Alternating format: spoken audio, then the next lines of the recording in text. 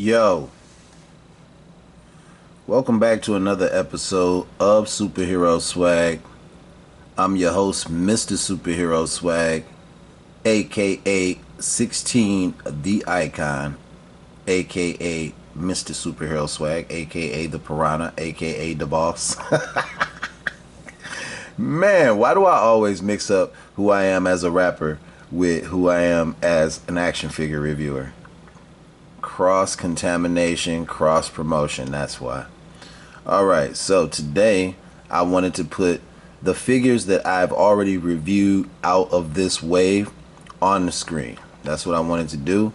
So we started with Extreme Wolverine, Extreme X-Men Wolverine. I kept the cowl, the masked head from the Astonishing Wolverine on that because I think that's kind of dope. Head swaps, head swaps. And then we did Sarah. We did Sarah, aka Marrow. And then we did Paige Guthrie, Husk, and today we will punish the flat scan humans, my lord. Today we will be reviewing Fabian Cortez. This guy is a fanatic, man. You might remember him, or you should remember him, from X-Men the Animated Series. This guy is one of Magneto's acolytes. He later ends up hooking up with Apocalypse, but he is in the episodes Sanctuary Part 1 and Sanctuary Part 2, where Magneto is up on Asteroid M, and he's basically taking all of the mutants up to Asteroid M, like, we're going to separate ourselves from the humans. And he basically, his power is he can charge you, like recharge your power, but the exchange between you and him when he does this becomes addictive. And then he can take that power that he recharged you with, he can take that power away at will, which will leave you in a weakened state, which is what he did to Magneto. So they do have an action figure for this guy now, Fabian Cortez. And like I said, this guy is a fanatic. He is a fanatic. Yeah, he's a crazy guy. Because he actually tried to take on Magneto, man. What is wrong with this guy? Alright, so on the back of the box, you will see some nice artwork of Fabian Cortez. And he's got that glorious ponytail popping. And it says on the back of the box, Fabian Cortez, once a founder of the Acolytes, betrays Magneto and makes himself an enemy of both his former leader and the X-Men. So they cover a little bit of his story. And when you get this guy, he comes with, oh no, I forgot. Hold on one second. Let me move away from the camera and I will tell you. This guy comes with another set of hands. And he also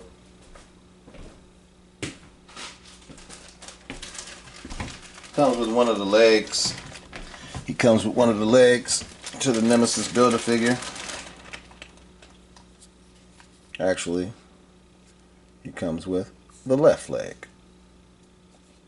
So we are getting dangerously close to finishing the Nemesis Build-A-Figure. And when we do, it will be a wonderful, happy day because I'll get two of the figures that I've been waiting on. And that's Cyclops and Nightcrawler.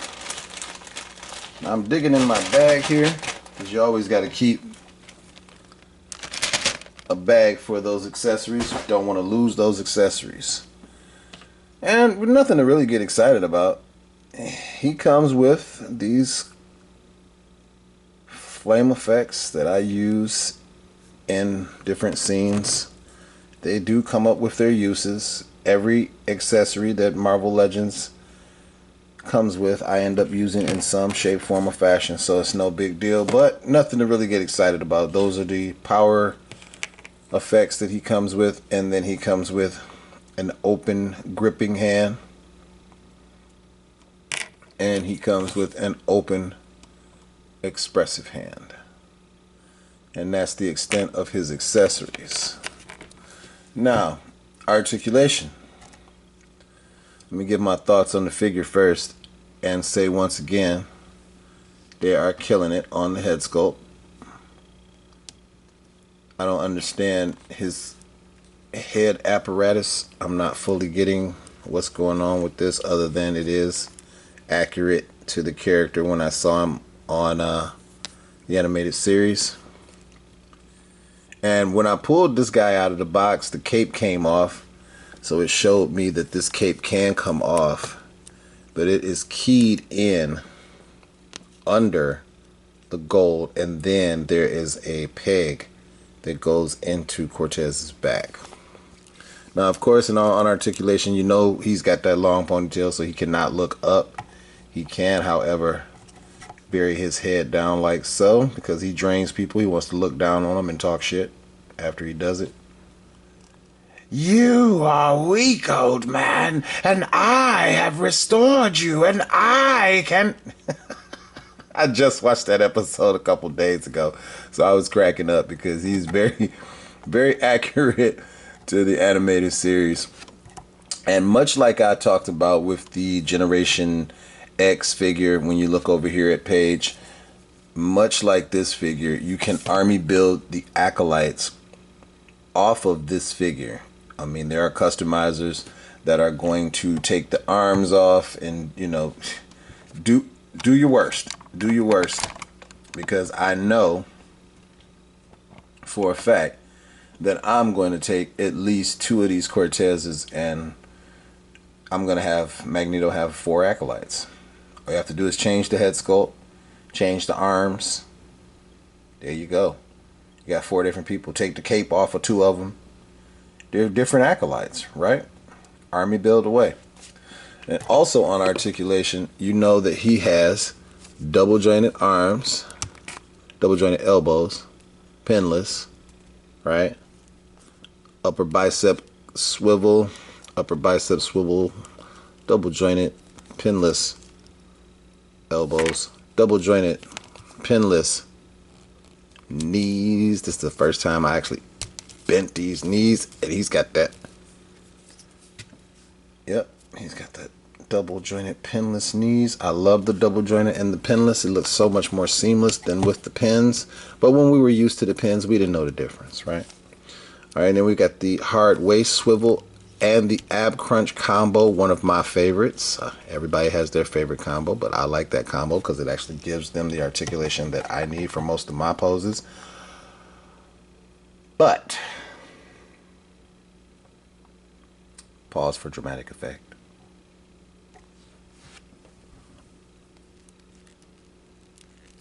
There is no boot cut. There is no boot cut. There is front facing pin for rocker on the feet. Shout out to Robo Don't Know. But there is no boot cut. And I will say again, the reason that we as consumers, that we as collectors buy the Marvel Legends action figures is because they are supposed to be action figures. Articulation is key. Articulation is paramount. Don't take away articulation when that's why we pay you. The reason we buy the figures is so that we can articulate them. We don't buy the figures for them to stand in vanilla poses. Some people do. A lot of us take pictures, we do videos, we are highly involved in these figures, and articulation is paramount. So taking articulation away is a huge no-no. Huge. But I'm not going to continue to complain through the entire video. Just wanted to voice my concerns with the lack of articulation and the trend of that lack of articulation that seems to be continuing. It is concerning. Me as a collector, I'm wondering why Wolverine doesn't have boot cut. I'm wondering why Fabian Cortez doesn't have boot cut. I'm wondering why Gambit, and that will be my next review, doesn't have boot cut. Boot cut actually helps on a lot of poses for the figure to stand and stay standing for pictures, whatnot. So yeah, it would have been nice to get boot cut on Marrow. I mean, boot cut is I mean, more articulation is always going to be better than less articulation. Period. End of story. I said what I said. It's the truth. Keeping it real. All right, so Fabian Cortez is we're going to give him, I mean, it's an obscure figure. I don't even know if they're going to finish the Acolytes themselves. We'll probably have to kit bash the hell out of it to get it done. I'm still waiting on Apocalypse's 4 Horsemen. I'm surprised that they haven't given us the other 3 Horsemen besides Death, which was Archangel. I'm surprised they haven't given us that yet. I'm surprised we haven't got Marina from Alpha Flight. Surprised we still haven't gotten Feral from X-Force. I mean, I could go on and on and on and on, but I digress. We're collectors. We're happy when we get what we get to add them to our shelves. Plastic Crack has come in the mail, and I am satisfied with new figures and new characters represented on my shelves in my Hall of Legends. That's what I call my man cave that I film all of my all of my videos in. So new characters, a new 7 will add up to a new Build-A-Figure to menace my heroes in Nemesis. Yeah, this has been a pretty fun review, other than telling people that we need to continue having boot cut as opposed to subtracting the boot cut. But it's a cool figure. I'm just gonna have to figure out something more for Cortez besides being a power amplifier, unless he's someone's lackey who really doesn't need power amplification, like Apocalypse. Ideas. All right, hop down in the comments and let me know, what teams do you think Hasbro needs to hurry up and finish so that you can have them represented on your shelves? What are your favorite teams that are unfinished in Marvel Legends form? Me, I'm still waiting on Marina. I've been petitioning and pestering Dan Yoon to see whether or not he'll actually suggest that to Dwight so we can get Marina and I can have my Alpha fight all together. But we'll see what happens, everybody. Everybody's got a team. Let me know what yours is down in the comments. Until next time, like, comment, subscribe, share, get notified. Thank you for watching. 16 the Icon, Lumberjack, and Mando is on YouTube Music, Spotify, Amazon Music, Pandora, Deezer, iHeartRadio. Please give it a listen. You'll like it. Trust me. Thank you for watching. And until next time, peace.